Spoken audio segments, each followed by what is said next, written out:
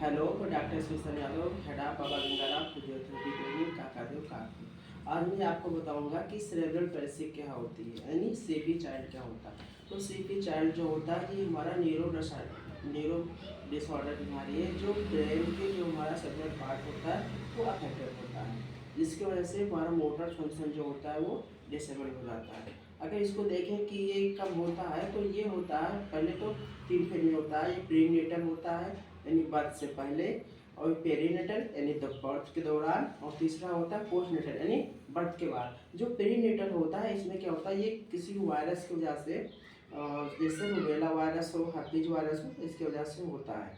और जो पेरीनेटल होता है ये होता है बर्थ के दौरान, यानी बर्थ जिस टाइम बच्चा पैदा हो रहा होता है उस टाइम वो तो प्री मेच्योर, मतलब मेच्योर नहीं हो तो उससे पहले डिलीवरी हो गई, या तो फोर्सर डिलीवरी यानी जब इंस्ट्रूमेंट के द्वारा उसकी डिलीवरी होती है। तो और पोस्टनेटल होता है वो बच्चा पैदा होने के बाद उसको जो होता है जिसके कारण मोटर अफेक्टेड होता है हमारा सेरेब्रल पार्ट, वो होता है पोस्टनेटल। उसके उसके अगर मेनली देखा जाए तो जैसे जॉइंटिस बीमारी हो या मेनिंजाइटिस हो, उसकी वजह से होता है।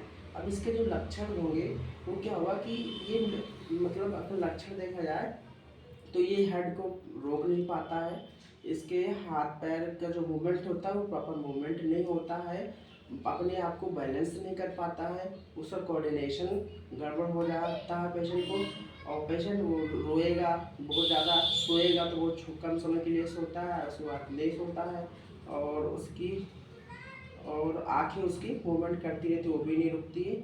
और जो मेन है ये जो सीपी चाइल्ड होता है, जो सेरेब्रल पैल्सी होती है, ये 5 तरीके की होती है, लेकिन जो उसमें से जो 5 में से जो सबसे मेन है वो होती है स्पास्टिक सेरेब्रल पैल्सी। तो जो स्पास्टिक सेरेब्रल पैल्सी होती है तो इसमें स्पास्टिक मतलब कि स्पास्टिसिटी आ जाता है, यानी टोन जो होती है, मसल टोन होती है वो बढ़ जाती है।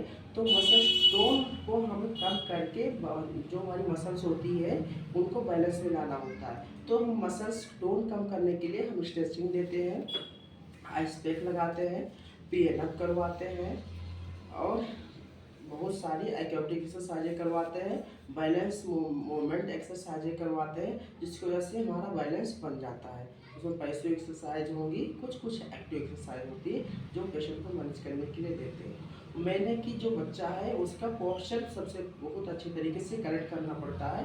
तो पोस्चर के लिए हमें सबसे ध्यान देना होगा कि उसका जो हेड होता है उसको हम एकदम सीधा रखें। अगर उसको हम बैठाएं तो उसको ट्रायंगल रीढ़ की हड्डी में सीधी रहे, और उसका जो शोल्डर होता है, जैसे जो बाजू होती है उसको दोनों तरफ के बराबर करके रखें।